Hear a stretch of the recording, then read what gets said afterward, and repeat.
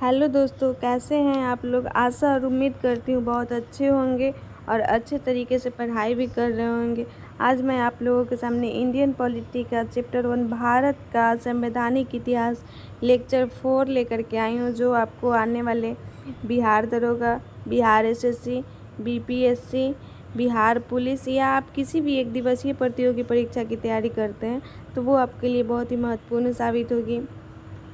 चलिए आज के अपने प्रश्न उत्तर के डिस्कशन को देखते हैं। और आज का पहला प्रश्न है आपके सामने। आपका पहला प्रश्न है 1773 के विनियमन अधिनियम के दोषों को दूर करने के लिए ब्रिटिश संसद द्वारा पारित किया गया कौन सा अधिनियम है जो ईस्ट इंडिया कंपनी अधिनियम 1784 के नाम से भी जाना जाता है। दोस्तों, क्वेश्चन बोल रहा है जो 1773 में रेगुलेटिंग एक्ट जो पारित हुई थी उसमें कुछ दोष रह गए थे, उसमें कुछ कमी रह गई थी। उस दोष को दूर करने के लिए ब्रिटिश संसद ने फिर से दूसरा अधिनियम पारित किया था जो ईस्ट इंडिया कंपनी 1784 के नाम से जाना जाता है। लेकिन उसका एक और नाम है जिसके द्वारा हम लोग उसको जानते हैं, तो वो जो है आपका इस प्रश्न का सही जवाब है option C, Pitt's India Act. 1784 का जो अधिनियम है उसे हम लोग पिट्स इंडिया एक्ट के नाम से भी जानते हैं।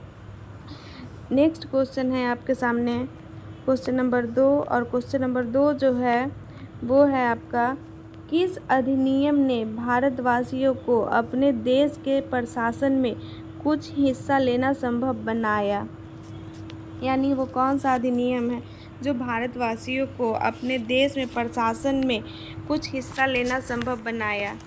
इसका जो सही आंसर है वो है आपका option D, charter act 1833।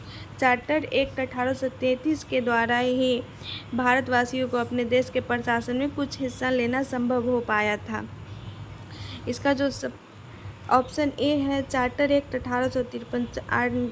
Charter act 1853 के द्वारा पहली बार भारतीय विधान परिषद में स्थानीय प्रतिनिधित्व को प्रारंभ किया गया था।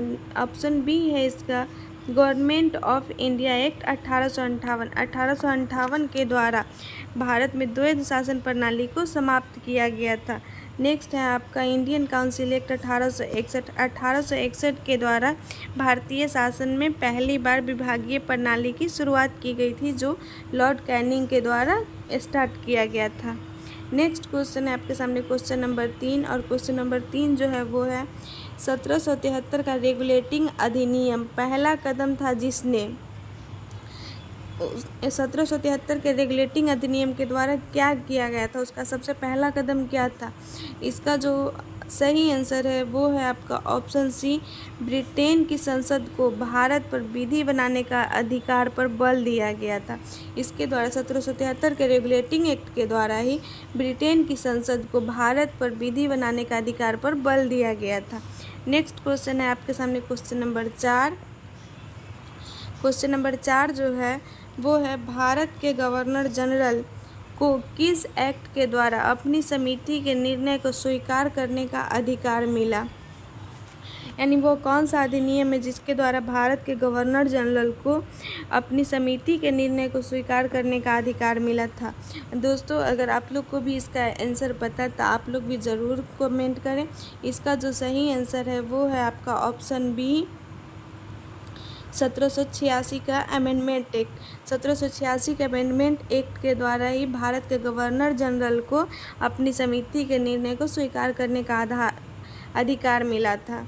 नेक्स्ट आपका जो ऑप्शन ए है उसका 1813 का चार्टर एक्ट। 1813 के चार्टर एक्ट के द्वारा ईसाई मिशनरियों को भारत में धर्म प्रचार करने की अनुमति प्रदान की गई थी। 1813 के चार्टर एक्ट के द्वारा ही ईसाई मिशनरियों को भारत में धर्म प्रचार करने की अनुमति प्रदान की गई थी। नेक्स्ट है आपका 1773 का रेगुलेटिंग एक्ट। 1773 के रेगुलेटिंग एक्ट के द्वारा भारत में केंद्रीय प्रशासन की नींव रखी गई थी। 1773 के रेगुलेटिंग एक्ट के द्वारा ही भारत में केंद्रीय प्रशासन की नींव रखी गई थी। नेक्स्ट है आपका 1784 का पिट्स इंडिया एक्ट। 1784 के पिट्स इंडिया एक्ट के द्वारा भारत में द्वैध शासन व्यवस्था की शुरुआत की गई थी। आगे चलते हैं और आगे आपका नेक्स्ट क्वेश्चन है क्वेश्चन नंबर 5। निम्नलिखित में से किस अधिनियम के अंतर्गत भारतीय विधान परिषद को बजट पर बहस करने की शक्ति प्राप्त हुई? यानी वो कौन सा अधिनियम है जिसके द्वारा भारतीय विधान परिषद को बजट पर बहस करने की शक्ति प्राप्त हुई थी? इसका जो सही आंसर है वो है आपका ऑप्शन डी, भारतीय परिषद अधिनियम 1892। यानी 1892 में जो भारतीय परिषद अधिनियम पारित हुआ था उसी के द्वारा विधान परिषद को बजट पर बहस करने की अनुमति दी गई थी। ऑप्शन ए, भारतीय परिषद अधिनियम 1909 के द्वारा विधान परिषद के सदस्यों को पूरक प्रश्न पूछने की अनुमति दी गई थी। नेक्स्ट ऑप्शन है आपका 1861, भारतीय परिषद अधिनियम 1861। 1861 के द्वारा भारत में संवैधानिक विकास का सूत्रपात किया गया था। 1861 के द्वारा भारत में संवैधानिक विकास का सूत्रपात किया गया था।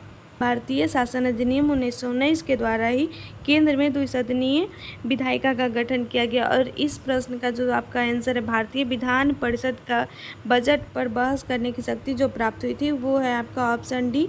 ऑप्शन डी, भारतीय परिषद अधिनियम 1892। नेक्स्ट क्वेश्चन है आपके सामने क्वेश्चन नंबर 6। और क्वेश्चन नंबर 6 जो है वो है आपका कौन सुमेलित नहीं है? यानी इसमें से कोई एक ऑप्शन है जो सही सुमेलित नहीं है। ऑप्शन ए आपका है मार्ले मिंटो सुधार और सांप्रदायिक प्रतिनिधि। ऑप्शन बी है भारत सरकार अधिनियम 1835 और स्वशासन। ऑप्शन सी है कैबिनेट मिशन, संविधान सभा का गठन। और ऑप्शन डी है साइमन कमीशन, भारत विभाजन। इसमें जो है आपका सही आंसर है इसका option D, Simon commission. Simon commission जो है वो आपका सही सुमेलित नहीं है। नेक्स्ट क्वेश्चन है आपके सामने क्वेश्चन नंबर 7। क्वेश्चन नंबर 7 है निम्नलिखित में से उदारवादियों की कौन सी एक मांग मार्ले मिंटो सुधार में स्वीकार की गई? यानी जो ऑप्शन आपका क्वेश्चन है कौन सा है एक मांग है जो मार्ले मिंटो सुधार के द्वारा स्वीकार किया गया था? परिषदों के आकार का विस्तार। ऑप्शन बी, भारत के लिए डोमिनियन स्टेट। ऑप्शन सी है उत्तरदायी सरकार का प्रारंभ। ऑप्शन डी है स्वराज का विचार। इसका जो सही आंसर है वो है आपका ऑप्शन ए, परिषदों के आकार का विस्तार जो है वो मार्ले मिंटो सुधार में स्वीकार किया गया था। नेक्स्ट क्वेश्चन है आपके सामने क्वेश्चन नंबर 8। क्वेश्चन नंबर 8 जो है वो है निम्नलिखित में से किस एक अधिनियम में सिख, यूरोपियन और भारतीय क्रिश्चियनों के लिए सांप्रदायिक निर्वाचन शामिल है? यानी कौन सा एक अधिनियम है जिसमें सिख, यूरोपियन और भारतीय क्रिश्चियनों के लिए सांप्रदायिक निर्वाचन की व्यवस्था की गई थी? इसका जो आप लोग को अगर आंसर पता है तो आप लोग ज़रूर कमेंट करें। और इसका जो सही आंसर है वो है आपका ऑप्शन ए, 1919 का भारत शासन अधिनियम। इस प्रश्न का सही जवाब है आपका ऑप्शन ए, 1919 का भारत शासन अधिनियम के द्वारा ही सिख, यूरोपियन और भारतीय क्रिश्चियनों के लिए सांप्रदायिक निर्वाचन की व्यवस्था की गई थी। और 1909 के मार्ले मिंटो सुधार एक्ट के तहत मुसलमानों के लिए सांप्रदायिक निर्वाचन की व्यवस्था हुई थी। नेक्स्ट क्वेश्चन है आपके सामने क्वेश्चन नंबर जो है आपका 9 है। क्वेश्चन नंबर 9 क्या कह रहा है? चार्टर एक्ट 1813 के संबंध में निम्नलिखित कथनों पर विचार कीजिए।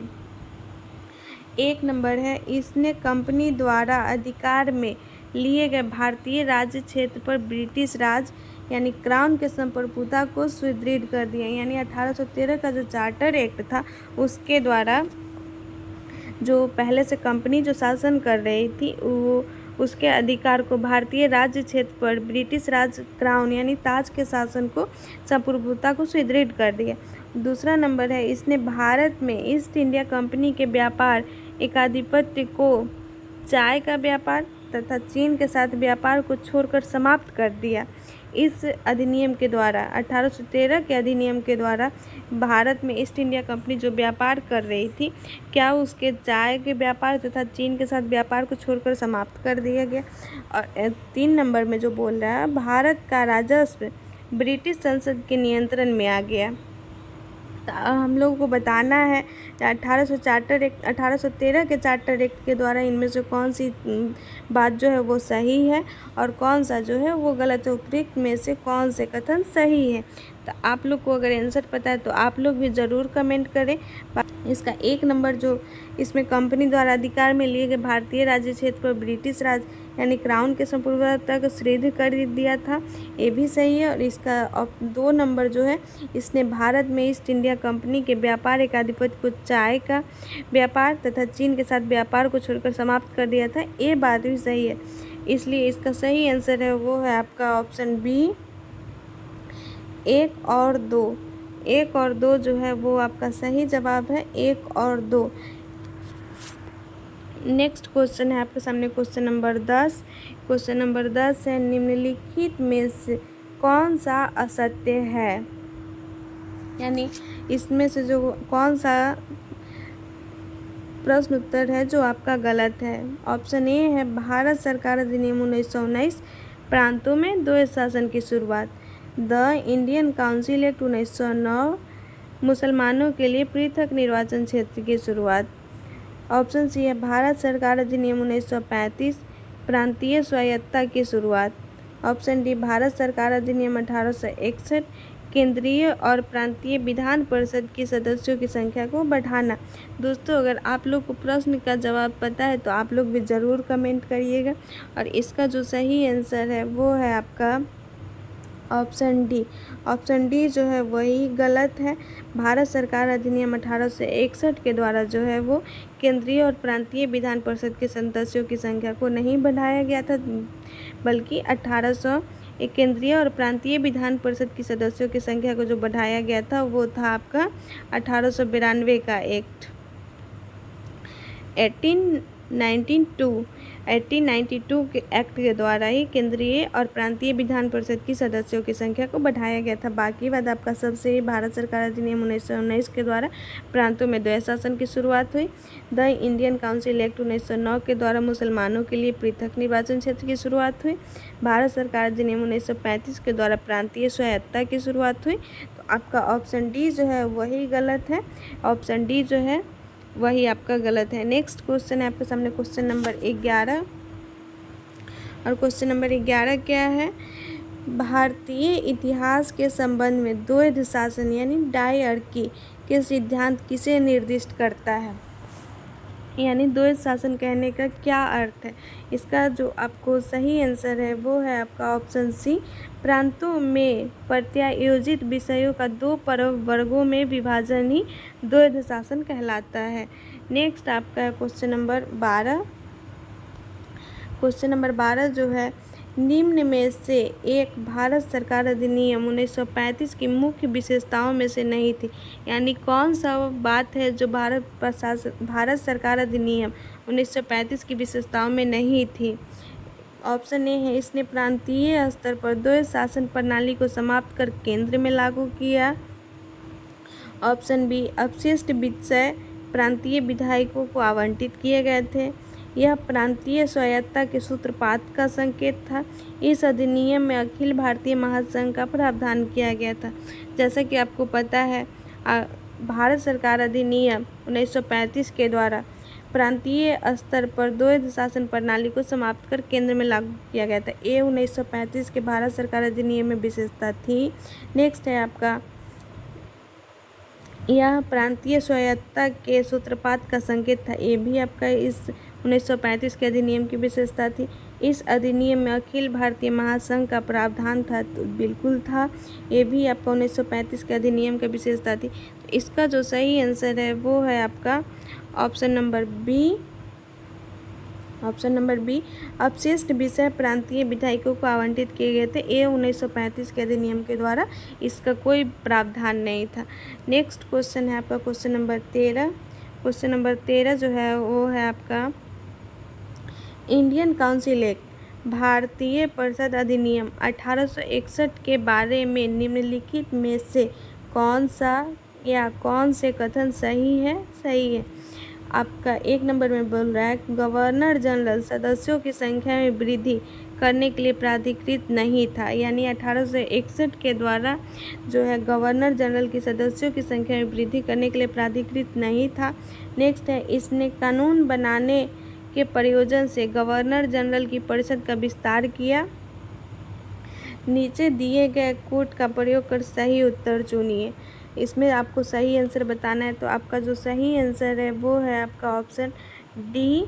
ऑप्शन डी जो है वही आपका सही है, केवल 2, यानी केवल 2 जो है वो सही है। इसने कानून बनाने के प्रयोजन से गवर्नर जनरल की परिषद का विस्तार किया था। ये 1861 के अधिनियम के द्वारा सही है। बाकी गवर्नर जनरल सदस्यों की संख्या में वृद्धि के लिए प्राधिकृत नहीं था, ये इस अधिनियम की विशेषता नहीं थी। आपका जो सही आंसर है वो है आपका ऑप्शन डी, केवल 2।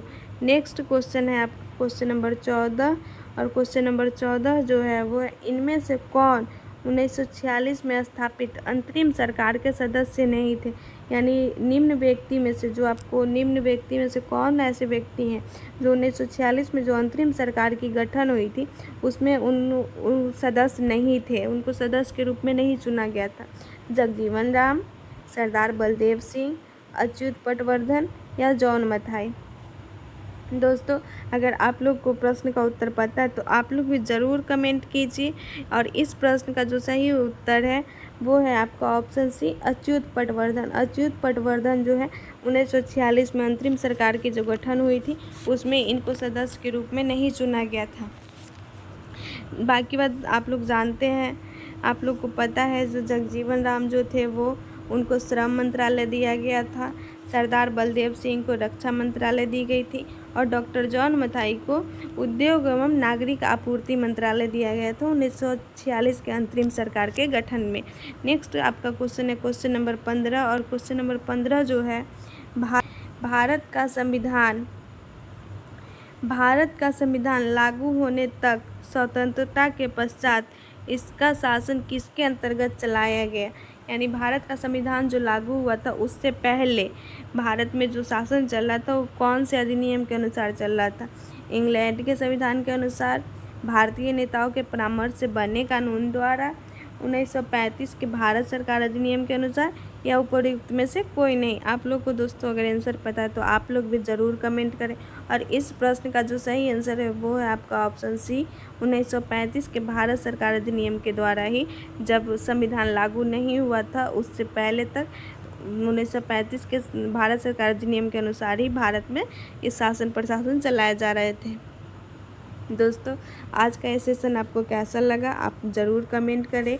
अगर सेशन अच्छा लगा हो तो अपने चैनल को लाइक करें, सब्सक्राइब करें और अधिक से अधिक अपने दोस्तों के साथ शेयर करें। इसी के साथ जय हिंद, जय भारत, धन्यवाद।